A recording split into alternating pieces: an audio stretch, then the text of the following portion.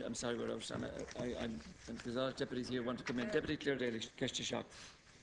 The Garda Síochána Ombudsman Commission was established under the Garda Síochána Act 2005 to provide independent oversight of complaints made against members of An Garda Síochána. It has approximately 90 staff, as well as the 3 commissioners, and a budget this year of just over €8 million. The Ombudsman Commission directly investigates complaints involving allegations of criminality. Its investigative staff have full police powers to do this. They also refer other complaints to the Garda Commissioner for investigation under the Garda Disciplinary Code, and it may maintain oversight of progress in those investigations. It must also investigate any matter that appears to indicate that the conduct of a Garda member may have resulted in the death of or serious harm to a person. This is an automatic and mandatory requirement, no matter how innocent that conduct, for example, a straightforward car accident, appears to have been.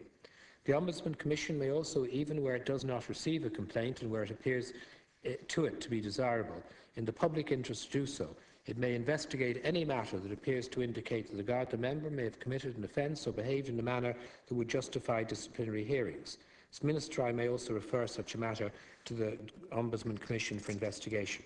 There is also provision for the Commission to investigate a practice, policy or procedure of the Garda Síochána with a view to reducing the instance of related complaints. The Commission has therefore a hugely important role in ensuring that public confidence in the Garda Síochána is safeguarded, its extensive powers to enable it to achieve that. I will shortly be laying before the House the annual report of the Ombudsman Commission for 2012. That will provide an opportunity for further detailed discussion on its work. But I cannot go into detail on the content of the report prior to laying it before the House. I can say that it deals with, amongst other matters, issues relating to delays in the finalisation of investigations. I can also say that I recently met 2 members of the Ombudsman Commission, and they expressed concern to me about such delays.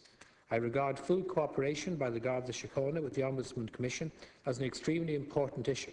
There are agreed protocols in place provided for under the Garda Síochána Act 2005, which set down time limits for the provision of information by the Garda Síochána to the Ombudsman Commission, and I regard it as a matter of substantial importance that these protocols should be respected. I have to interrupt the Minister there. I've asked my officials to pursue these issues with the Ombudsman Commission and the Garda Síochána, and I will look to see progress at an early date. Clare Daly.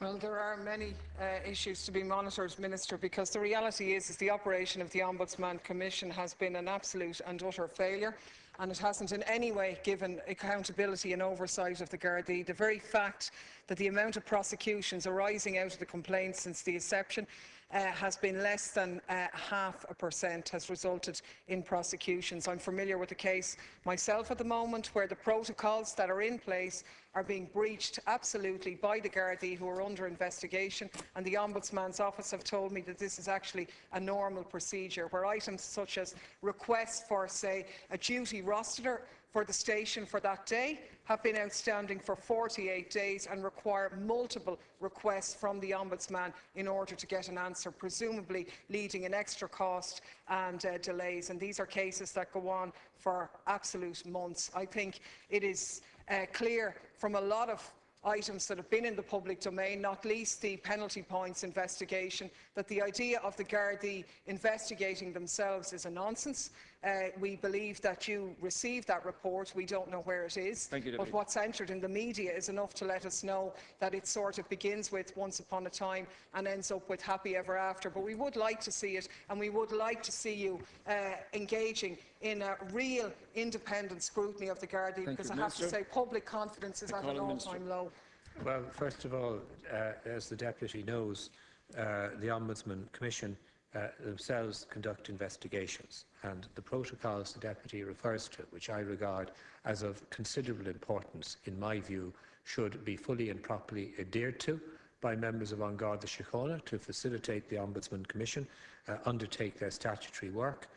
They should only, if there are time failures to meet requests for information, or indeed for individuals to be made available for interview by the Ombudsman Commission, they should only occur in exceptional circumstances, where, for example, an individual may be unwell for some reason and out of work and taking leave from the force for a short period of time.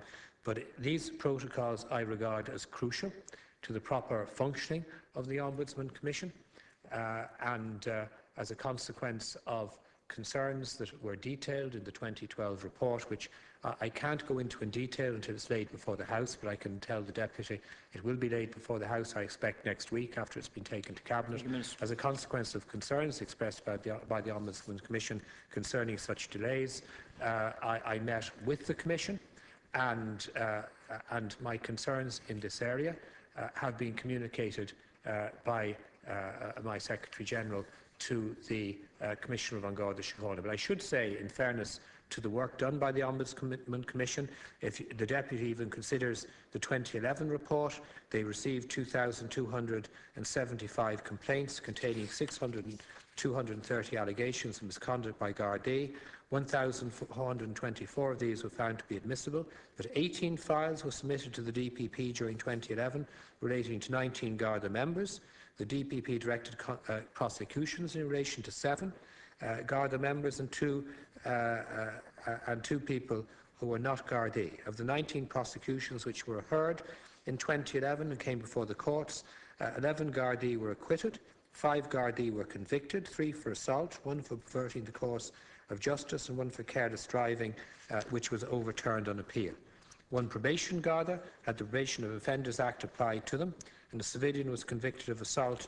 A further civilian was acquitted. So it is unfair to the Ombudsman Commission to say that they don't conduct themselves independent investigations. They do, that there aren't consequences of their investigations. There are, but it is important, and I want to be absolutely categorical and agree with the Deputy. It is important that where there are protocols, they should be complied with, and where there are investigations being conducted by the Ombudsman Commission or on behalf of the Ombudsman Commission, it's important that they are progressed with reasonable speed and always with full cooperation from members of the force. Deputy Wallace.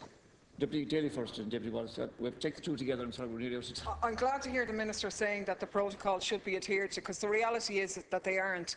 And I'm asking, when we do get the report back, is the House going to have an opportunity to discuss it? Because there are indications that the blue wall of silence is still alive and well. A body that's been set up, which involves a lot of Gardaí itself, is not the best body to be an independent oversight. And I think that the question was not just about how the Ombudsman Office operated, but whether you had plans to go beyond that and to bring in a more improved system of independent oversight.